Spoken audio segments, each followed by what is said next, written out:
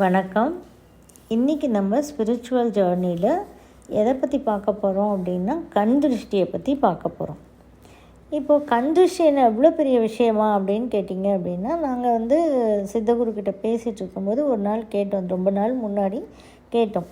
இப்போ கண் திருஷ்டின்னு சொல்கிறாங்களே, இதெல்லாம் உண்மை தானே? அப்போ இது என்ன பண்ணுறது, எப்படி இதை போக்குறது அப்படின்னு சொல்லி கேட்டோம். இதனால் வரக்கூடிய தாக்கங்கள் என்னெல்லாம் அப்படின்னா, மனக்குழப்பம் வந்துடும். ரொம்ப இன்டெலிஜெண்ட்டாக இருப்பாங்க, திடீர்னு அவங்க குழம்பி போயிடுவாங்க. எதை பண்ணுறதுன்னே தெரியாது வாழ்க்கையில்.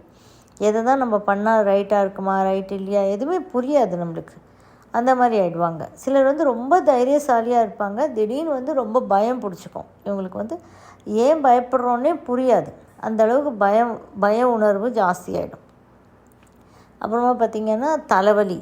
திடீர்னு சிலருக்கு தலைவலி, எப்போ பார்த்தாலும் தலைவலி வந்துக்கிட்டே இருக்கும். சிலருக்கு தூக்கமே வராது. இந்த திருஷ்டியால் வரக்கூடிய சைடு எஃபெக்ட்ஸ் ரொம்ப ஜாஸ்தி. இப்போ ஒரு நல்ல ட்ரெஸ் போட்டோம் அப்படின்னா ஆட்டோமேட்டிக்காக ஜுரத்தில் படுத்துட வேண்டியது தான். இல்லைன்னா பாடி பெயின்ஸ், சிவியரான பாடி பெயின்ஸ் வந்துடும். ஏன் பாடி பெயின்ஸ் வந்ததுன்னு கூட புரியாது நம்மளுக்கு. ஏதாவது ஒரு ஃபங்க்ஷனுக்கு போயிட்டு வந்தாலும் நல்ல ட்ரெஸ் போட்டு நல்ல ஜுவல்ஸ் போட்டுட்டு வந்தவுடனே படுக்கையில் படுக்க வேண்டியது தான். ஏன்னா அந்த அளவுக்கு மோசமாயிடும். இதெல்லாமே கண் திருஷ்டினால் வரக்கூடிய விஷயங்கள். இன்னும் பார்த்திங்கன்னா, இப்போ ஒரு வீடு கட்டுறோம். வீடு கட்டும்போது ரொம்ப அழகான வீடு கட்டும்போது அந்த அழகான வீட்டுக்கு கிரகப்பிரவேசத்துக்கு வரவங்க கூட திருஷ்டி வைக்கிறதுக்கு நிறைய சான்சஸ் இருக்குது. அப்போது அதனால தான் எப்போவுமே வீடு கட்டுறவங்க என்ன பண்ணுவாங்கன்னா, முக்கால்வாசி வேலை முடிஞ்சோடனே கிரகப்பிரவேசம் வச்சுடுவாங்க. கம்ப்ளீட்டாக இன்டீரியர்லாம் பண்ணி எல்லாத்தையும் பண்ணி யாரும் கிரகப்பிரவேசம் வைக்க மாட்டாங்க. அப்படி யாருக்கும் கண்ணில் காட்ட வேண்டாம் அப்படின்றதுனால தான் முன்னாடியே பாதியிலேயே அரைகுறையாக வேலை முடிஞ்சிருக்கும் போதே வீட்டை கிரகப்பிரவேசம் வச்சுடுவாங்க. அதே மாதிரி அதுவும் வீட்டில் அப்போது வீட்டுக்கும் கண் திருஷ்டி வந்துடும். அப்புறம் நம்மளுக்கு ஏதோ ஒரு பொருள் வாங்குகிறோம், ஏதோ ஒரு நகை வாங்குகிறோம். அந்த நகை வாங்கினா அது யார்கிட்டையாவது காட்டினோன்னா அதுக்கும் ஒரு திருஷ்டி வரதுக்கு சான்ஸ் இருக்குது. ஒரு கார் வாங்குகிறோம், நல்ல பெரிய கார் வாங்கினோன்னா அதுக்கும் ஒரு கண் திருஷ்டி வர்றதுக்கு சான்சஸ் இருக்குது. இந்த மாதிரி எதுக்குன்னாலும் கண் திருஷ்டி வர்றதுன்றது இது உண்மையான விஷயம். இதன் மூலமாக நம்ம ஹெல்த் அஃபெக்ட் ஆகிறது, மனசு அஃபெக்ட் ஆகிறது, எல்லா விதத்துலேயும் ஹெல்த் இஷ்யூஸ் வர்றது எல்லாமே உண்மை. ஸோ இப்போ இது எப்படி நம்ம ஈஸியாக போக்கிக்க முடியும் அப்படின்னு கேட்டதுக்கு சித்தகுரு கொடுத்த ஒரு விளக்கம் இது பாருங்கள். நம்ம எல்லாருக்கும் தெரியும், உப்பு வச்சு சுற்றி போட்டுட்டால் நம்மளுடைய ஆரா கிளென்ஸ் ஆகும், அதனால் திருஷ்டி போகும் அப்படின்னு சொல்லுவாங்க. ஆனால் சித்தகுரு கொஞ்சம் வித்தியாசமாக கொடுத்துருக்காங்க. ஏன்னா எப்படின்னு பார்த்தீங்கன்னா, யாருக்கு கண் திருஷ்டியோ அவங்களுடைய கைப்பட அவங்க கையில் ரைட் ஹேண்டில் ஃபுல்லாக ஒரு கைப்பிடியால் உப்பு எடுத்துக்கணும். உப்பு ஒரு வெள்ளை கர்ச்சிஃப், புது கர்ச்சிஃபாக இருக்கணும். அதை புது கர்ச்சிஃபோ இல்லைன்னா ஒரு ஸ்கொயர் பீஸில் ஒரு ஒயிட் துணி கட் பண்ணாலும் ஓகே, அதுவும் பிரச்சனை கிடையாது. ஆனால் புதுசாக இருக்கணும். அதில் ஒரு கைப்பிடி அளவு உப்பு வச்சுட்டு ஒரு 3 மிளகு, அப்புறம் ஒரே ஒரு காஞ்ச மிளகாய், அப்புறம் 3 லவங்கம், அப்புறம் ஒரே ஒரு சுருள்பட்டை, அந்த ரவுண்டாக சுற்றிக்கிட்டு இருக்கோம் இல்லையா சுருள்பட்டை, மொத்தமாக 5 ஐட்டம்ஸு, ஒரு சுருள்பட்டை. இது எல்லாத்தையும் வச்சுட்டு அந்த கர்ச்சிஃபில் மத்தியில் வச்சுட்டு ஒரு மூட்டை மாதிரி கட்டிடணும். மூட்டை மாதிரி கட்டிட்டு நம்ம என்ன பண்ணணும்னா, நம்மளுக்கு ஃபுல்லாக மேலே தலையிலேருந்து கால் வரைக்கும் நம்மளே திருஷ்டி சுற்றிக்கணும். நம்மளே 3 times anticlockwise, 3 times anticlockwise பண்ணிவிட்டு அப்புறம் 3 டைம்ஸ் கிளாக் வைஸ் சுற்றிக்கணும். சுற்றிட்டு இந்த மூட்டையை அப்படியே ஒரு மூலையில் ஒரு இடத்துல வச்சிடணும். ஏன்னு கேட்டிங்கன்னா, டெய்லி நைட்டில் இந்த திருஷ்டி சுற்றுறதுன்றது அதே துணியை வச்சு டெய்லி 7 நாளைக்கு சுற்றணும். இதே மாதிரி 7 நாளைக்குன்னா, ஃபார் எக்ஸாம்பிள் இன்றைக்கி ஞாயிற்றுக்கிழமை 2 மணிக்கு மத்தியானம், இல்லைன்னா ஞாயிற்றுக்கிழமை 12 மணிக்கு நீங்கள் சுற்றுனீங்கன்னு வச்சுக்கோங்க. அடுத்த ஞாயிற்றுக்கிழமை 12 மணிக்கு சுற்றிட்டு அதை எரிச்சிடணும். எப்படி எரிக்கிறதுன்னு அகைன் நான் சொல்கிறேன். அந்த முறையில் தான் எரிக்கணும். கரெக்டாக அந்த 7 நாள் முடிஞ்சு 8வது நாள், இந்த சண்டேனா நெக்ஸ்ட் சண்டே, இந்த மண்டேனா நெக்ஸ்ட் மண்டே.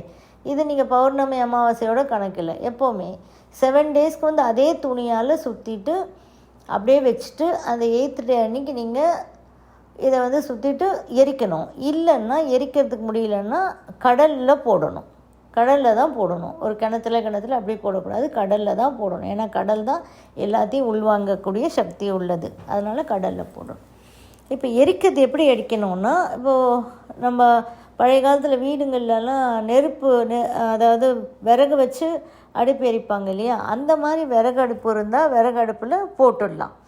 இல்லைன்னா என்ன பண்ணணும் அப்படின்னா, வெளியில் வந்து பால்கனிலேயோ இல்லைன்னா தட் இஸ் என்னென்னா வீட்டுக்குள்ளே பண்ணக்கூடாது. இதை வெளியில் மாடியிலேயோ அந்த மாதிரி ஸ்கை தெரியணும், ஆகாயம் தெரியணும். இதுக்கு வந்து கொட்டாங்கச்சி நிறைய வச்சு எரிச்சிட்டு அந்த கொட்டாங்கச்சியை வச்சுக்கிட்டு அந்த கொட்டாங்கச்சி எரிக்கும் போதே என்ன பண்ணணும்னா, நிறைய கொட்டாங்கச்சி வச்சு எரிச்சிக்கணும். நீங்கள் எரிச்சிட்டு அந்த கொட்டாங்கச்சி எரியும் போது இந்த மூட்டை அப்படியே கட்டி வச்சுருக்கோம் இல்லையா ஒயிட் துணியில், அதை எடுத்து அதில் போட்டுடணுமா. அதில் போட்டுடணும். ஸோ ஒன்று இந்த மாதிரி பண்ணணும், இல்லைன்னா கடலில் போய் போட்டுட்டு வரணும். இப்போது வீட்டில் வந்து ஓகே, இது நம்ம பண்ணிக்கிறோம்.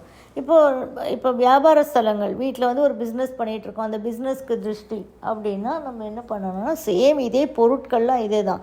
ஒரு கைப்பிடி உப்பு, 3 மிளகு, ஒரே ஒரு காஞ்ச மிளகாய், 3 லவங்கம், ஒரே ஒரு சுருள்பட்டை, 5 ஐட்டம்ஸ் இதே தான். வெள்ளை துணியில் மூட்டை கட்டுறது இதே தான்.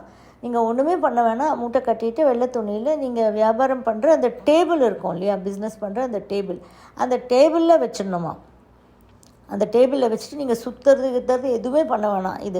அது அப்படியே வந்து அது எல்லாத்தையுமே அப்படியே வந்து அழிச்சு விடுமா. நெகட்டிவ் எனர்ஜிஸ் எல்லாமே போக வச்சிடும். அப்போ நம்ம வந்து நம்ம உடம்புக்கு மட்டும்தான் சுற்றுறது, ஆன்டி கிளாக் வைஸ் சுற்றுறது பண்ணணும். வியாபார ஸ்தலங்களுக்கு தேவையில்லை. அப்படியே டேபிள் மேலே வச்சுட்டு நம்ம வியாபாரம் பண்ணுற டேபிள் மேலே இதையும் சேம் அதே மாதிரி 8வது நாள் எத்தனை மணிக்கு நீங்கள் வைக்கிறீங்களோ அதே, இப்போ சண்டே 12 மணிக்குன்னா நெக்ஸ்ட்டு சண்டே 12 மணிக்கு இதை வந்து எரிக்கிறதோ இல்லை கடலில் போடுறதோ கரெக்டாக டைமோடு அதை பண்ணிடணும். வியாபார ஸ்தலங்களுக்கும் இவ்வளோ தான். நீங்கள் எதுவும் சுற்ற வேண்டாம். அப்படியே வச்சுட்டு அந்த டேபிளில் 8 நாள் கழித்து இந்த 8வது நாள் எடுத்து போட்டுருங்க. 7 நாள் சுற்றி இருக்கும், 8வது நாள் எடுத்து நீங்கள் இந்த மாதிரி பண்ணிடணும், டிஸ்போஸ் பண்ணணும். எரிக்கிறது இல்லைன்னா கடல் தண்ணியில் போட்டுட்டு. ஸோ இதே மாதிரி எங்கேயாவது உடம்புல வலிக்குது, இப்போ முட்டு வலிக்குது அப்படின்னா கொஞ்சம் வந்து டிஃப்ரென்ஸ் கிடைக்கும் அப்படின்னு சொன்னார்.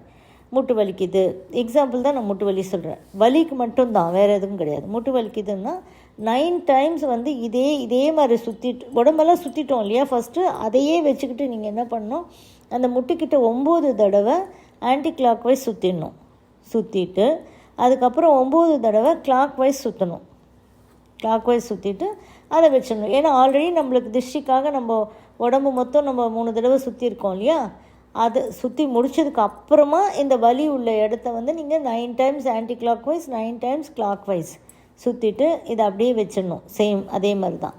இது எப்படியானாலும் இது எரிக்க போகிறீங்க 8வது நாள், 7 நாள் முடிச்சுட்டு. அப்போ வந்து இந்த முட்டி வலி மொத்தமாக போயிடும் நான் சொல்லலை. இது வந்து ஓரளவுக்கு வந்து இந்த ஆரா கிளென்ஸ் ஆகும்போது என்ன ஆகும்னா, எனர்ஜி பிளாக்ஸ் வந்து கிளென்ஸ் ஆகுமா. எனர்ஜி பிளாக்ஸ் கிளென்ஸ் ஆகும்போது எனர்ஜி ஃப்ளோ வந்து நல்லா உள்ளுக்குள்ளே போக ஆரம்பிக்கும்போது ஆட்டோமேட்டிக்காக கொஞ்சம் கொஞ்சமாக இந்த ரிலீஃப்ன்றது தெரியும். ஒரு வாரம் முடிச்சிட்டிங்க, அடுத்து இப்போ இந்த சண்டே டு நெக்ஸ்ட் சண்டே முடிச்சிட்டிங்க, அடுத்த மண்டேலேருந்து மறுபடியும் ஆரம்பிச்சுக்கலாம். நம்மளுக்கு எவ்வளோ நாள் தோணுதோ அவ்வளோ நாள் பண்ணிக்கலாம். ஒரு வாட்டி தான் பண்ணணும் அப்படின்லாம் கிடையாது. வியாபார ஸ்தலங்களுக்கும் அப்படி பண்ணிக்கோங்க. அண்டு உங்களுடைய கம்ப்ளீட் ஆறாவை கண் திருஷ்டியை போக்கிக்கோங்க. ஏதாவது வலிகள் இருந்தாலும் இதே மாதிரி நீங்கள் பண்ணிக்கிட்டு கொஞ்சம் டிஃப்ரென்ஸ் வந்து பார்க்க முடியும். கம்ப்ளீட்டாக சரியாயிடும்னு நான் சொல்ல வரல. வைத்தியம் அப்படின்றது பண்ணிக்கணும். பட் இதை வந்து செய்யும்போது அந்த ஆரா வந்து கிளென்ஸ் ஆகி எனர்ஜி பிளாக்ஸ் கிளியர் ஆகி எனர்ஜி ஃப்ளோ நார்மலைஸ் ஆகும் அப்படின்றது தான் வந்து சித்தகுரு சொல்லியிருக்காரு. இது உங்களுக்கு ரொம்ப யூஸ்ஃபுல்லாக இருக்கும்னு நினைக்கிறேன். இதை நீங்கள் ட்ரை பண்ணி பார்த்துட்டு வர பெனிஃபிட்ஸை வந்து நீங்கள் எங்களுக்கு கமெண்ட்ஸில் சொல்லுங்கள். தேங்க்யூ ஃபார் வாட்சிங். இந்த வீடியோ உங்களுக்கு பிடிச்சிருந்தால் லைக் பண்ணுங்கள், ஷேர் பண்ணுங்கள், கமெண்ட் பண்ணுங்கள், சப்ஸ்கிரைப் பண்ணிக்கோங்க, பெல் ஐக்கான் ப்ரெஸ் பண்ணிக்கோங்க. ஸோ தட் நாங்கள் போடுற எந்த வீடியோவும் மிஸ் பண்ணாமல் உங்களுக்கு நோட்டிஃபிகேஷன் வரும்.